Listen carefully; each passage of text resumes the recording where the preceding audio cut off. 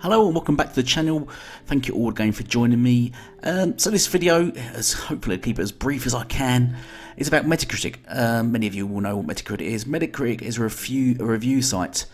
What they basically do is aggregate scores of various critics into a percentage and then give that percentage out. They do cover music, game, TV, but this video is about games. So before I move on, I'd just like to show you, this is sort of the scoring system they have for Metacritic. As you can see, movies, TV, and music seems to hold to a different standard compared to games, and I'm not sure why that is, to be honest. Other than a lot of gamers are extremely entitled and demand more for whatever reason. I think that's the only thing I can think of, because a lot of the films and TVs that they do cover do range in the 40 to 80 area, and for the most part, I've not seen many movies that are rated in the 90s, or TV series that are rated in the 90s. But yeah, so but there doesn't seem to be any fuss over that. People just take it as it is because that's just people's opinions. For games, though, as we are all aware, it's a completely different matter. With regards to gaming, Metacritic has pretty much been the same for about a generation, like 10 years or so, with no change to it. Many people have called out Metacritic in the past and said it's irrelevant, its system's no good, it's dated, and there needs a better system. A certain fan base, though, have said it's good. They like it. It does its job, but only because it suits their narratives. They've not really had a reason to dislike it until recently. So yes, for whatever reason, for better for worse, some critics are now sort of calling it as it is.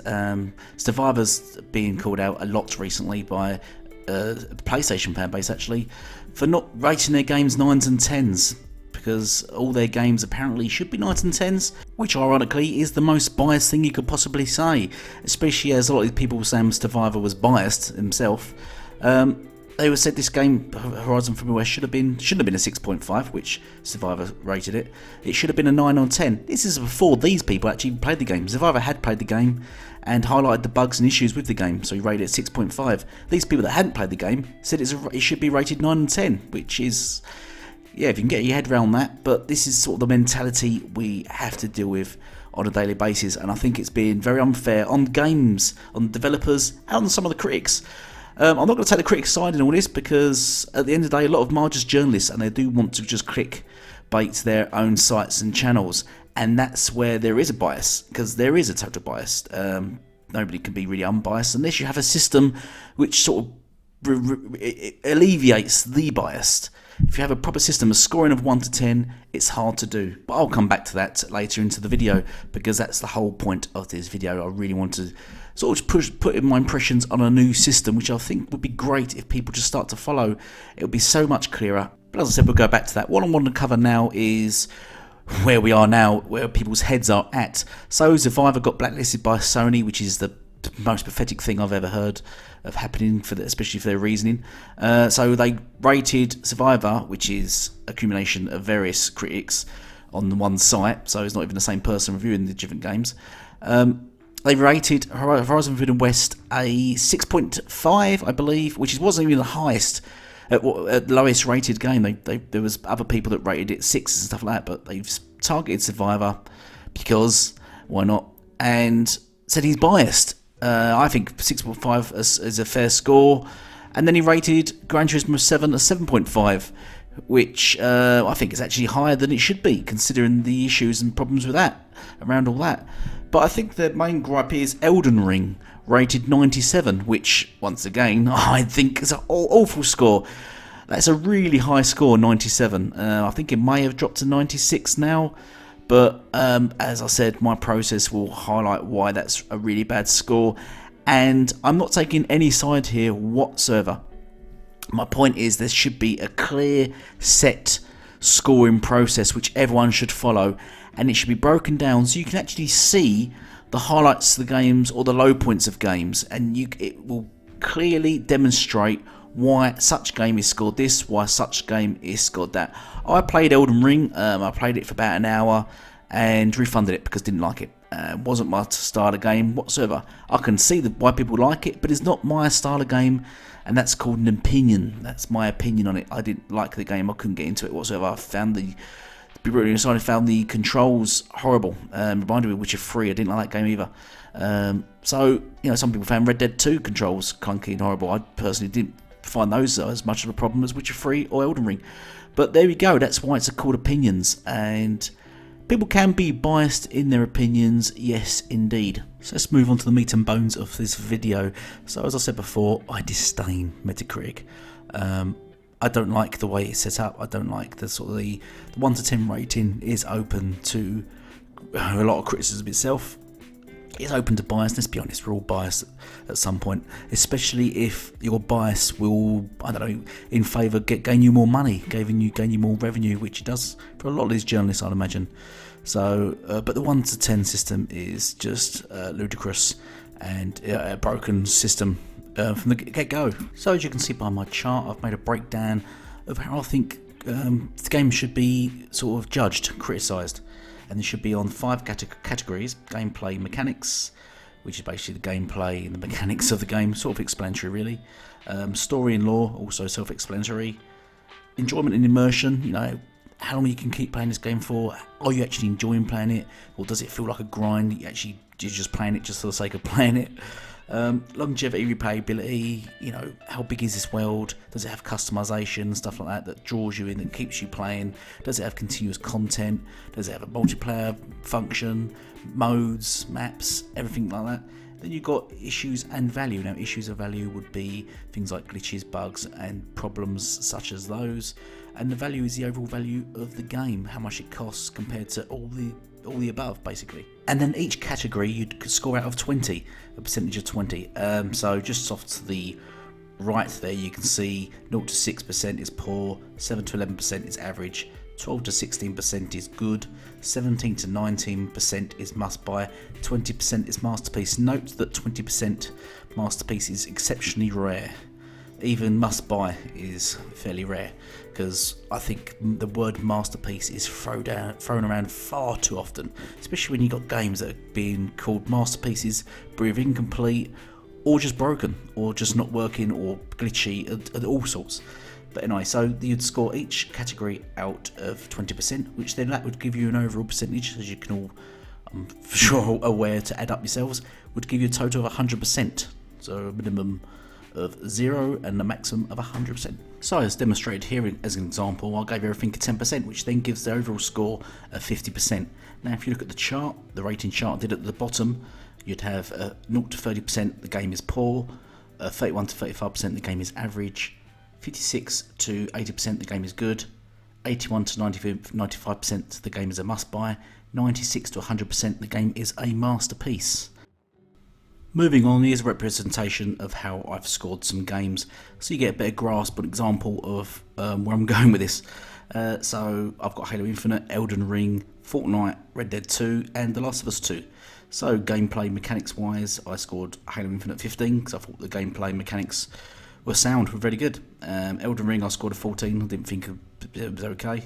As you remember, you can look at the scoring to the side, so you can see the 15% I would have scored it good. 14% is good. Maybe you can always look at over those. Fortnite, I scored that good. The gameplay and mechanics ain't overly fascinating, but they're good. Red Dead 2, good. Last of Us 2, good. There we go. And then we go down to story and lore. Halo Infinite, I did particularly like the story. It's okay. So I just managed to get a good score. Elden Ring, I thought it was average, couldn't get into it to be honest. But remember, these are my opinions. You've got to remember this. And the thing about this, why I'm doing it this way, how it's done this way, that when you do get scores come out, you can actually break down and see where the critics score games up and score games down, if they thought the gameplay, because a lot of people thinking, oh, you know, there's a flat score because it's 1 out of 10, we're going to give it like a 6. They're thinking, oh, you can't give it a 6, yada yada. But the problem with 1 out of 10 scoring is, why is it a 6? What is the 6 for? It's never too clear. This representation actually breaks down the pros and cons of games, so you can actually see where a critic would say, well, I don't like this, and then you can agree with him or not disagree with him. You can say, actually, yeah, the gameplay on that was good, because he could very well say the story is excellent, amazing, and score it 20, but then the gameplay for him might pull the game right down, and over he pulled the score down. Now with this breakdown, you can actually see it, and it makes, even if you be biased, well, if you was exceptionally biased, the bias would shine through in a system like this. So moving on, let's go story and lore. 6 for Fortnite, because let's be honest, the story in the lore is not fantastic either. Red Dead 2, I gave it a 17 because I thought it was absolutely fantastic. Last of Us 2, I just gave it a good. Enjoyment, immersion, they're all good across the board there. Probably the best one there is Red Dead 2. I think I've done that must buy for enjoyment and immersion, because that's I think the only game I really felt like made me feel like a cowboy. Yes. Longevity, replayability. See, the games that get good scores on this will be the multiplayer games. That's what, or the co-op and stuff like that, or the games that continue. Last of Us 2 obviously didn't score very high in this because, you know, once you completed it, there's no real value in going back and playing it again. No real requirement to do so. Whereas the other games, they will at least have multiplayer, or they're vastly bigger games with bigger customization, etc. Issues and value. See, now Halo Infinite was free to play, so that boosts it up because the value there, because it's free to play. You can't really argue free to play. The MTs corrected weren't too bad, and issues weren't too bad for it. So Elden Ring, there was varied issues that and problems of that. Pulled score down slightly. Fortnite, value for money. I mean, once again, it's free, and they're continuously updating it, continuously doing lots of stuff to it. So I gave that a must buy in regards to issues and value. Red Dead 2, 13, Last of Us 2, 11, because once again the game was £60, and though there weren't too many issues for what the game was, I didn't think it was that fantastic. So I just gave it an average, really. So there we go. So let's move on. Actually, now give another example of this. Oh, before we move on, actually, as you can see, the scores I give there. So Halo Infinite 75%. Would be a good. Actually, they all come across. Looking at all the scores, the game scores, they would all just be classed as good games. So before I move on to my last example, I just want to clarify when I say like the games are good, before everyone starts screaming at me, Last of Us 2 should be a masterpiece, the best game ever created. I want to, the way this is done, I want to just sort of push away from the old scoring system. People need to get out of their head that everything doesn't need to be a masterpiece. Everything doesn't need to be a 90 rated game to be good. You know, if a game's good, a game's good. It doesn't have to be 90. It doesn't have to be that way. It doesn't have to be just so you can argue with someone else saying my game is a 90, your game's at 80. We need to get rid of that mentality. If a game's good, it's good, right? So that's what we need to get around. And also, if a game, I was talking to a guy the other day on Twitter about it. He said a game can release with issues and bugs and stuff and still be a masterpiece. That defeats the whole object of a masterpiece. And the problem is, once everything's a masterpiece, nothing's a masterpiece. So if you go around classing every game as a masterpiece, it sort of muddies the waters. When you call in a game like Days Gone a masterpiece, and then a game like, I don't know, God of War a masterpiece, then you can see bias there, and then you're thinking, which is it? Which one's the masterpiece here? You've got a game that's rated 70, a game rated 90, but they're both masterpiece in your eyes, and you can see where that muddies the water. So on my last example here now, I'm giving, just imagine someone scored, I've got at the top Elden Ring, and I've got the critics here, what they would have scored it. So I've done all the scores for the critics here, and this is how it would work. And then there's the scores, and then there's a cumulative total at the bottom, which would be a 68%. If they all scored Elden Ring the way I've scored them for those particular categories, the rating would be 68%. Obviously this would change depending on how many people review a game. Now the other issue is with Metacritic massively is that the majority of games like PlayStation and Nintendo games receive reviews about 90 people plus, whereas Xbox and PC are in the low 20s, 30s, maybe 50s. PlayStation, Nintendo games get triple the amount of reviews. This also greatly skews the overall scores. Generally, you can say a game with, especially when it's got about triple the amount of reviews, will add about 4% onto a score just for having that many reviews. Because having more reviews actually puts a score up, because you've got to think it's just going to have that many more positive scores, which will boost the score. Because usually, let's be honest, games necessarily awful will have more positives than negative scores, and you can go for every game and check that. Majority of games will have more 8, 9s and 10s than they will have 4, 5s and 6s, unless they are really poor. So having that many more reviews and that many more 9s and 10s will boost that score. So until they do something where each game is reviewed equally, which is how it should be, that's another reason why Metacritic will always be broken. Every game should have 50 reviewers, the end. And certainly companies like Sony shouldn't be able to blacklist or pick who reviews their games. That is clear bias as well. So as I said, this is my last example of it all. Feast your eyes on that. And let me know what you think. Let me know what you think of the overall score system. Would you like to see this implemented by people? Would you like to see sort of Stifiver and others using this system and breaking down games and actually going through what they prefer? And you can sit and note the score and just a simple, easy format which will be easy to use. And then you can see the infidelities of games, as you will. Anyway, thank you all for watching. I don't want to drag it on any longer. Please sub and share and look out for my podcasts every Friday evenings, GMT. And goodbye for now.